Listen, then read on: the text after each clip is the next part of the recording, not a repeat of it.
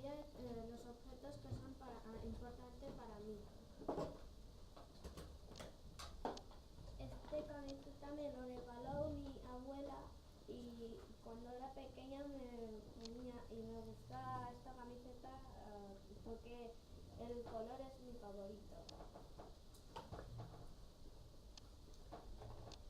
Esta foto es importante a mí porque estoy con mis tíos y cuando era pequeña y me acuerdo muy bien que jugaba con mi tío.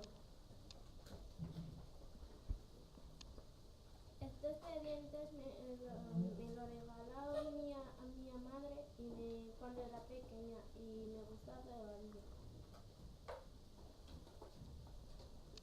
Esta foto es con mi prima cuando era pequeña y me gustaba jugar con ella. Esta es foto de mi clase. Me gusta estar con mi clase y jugar con mi clase.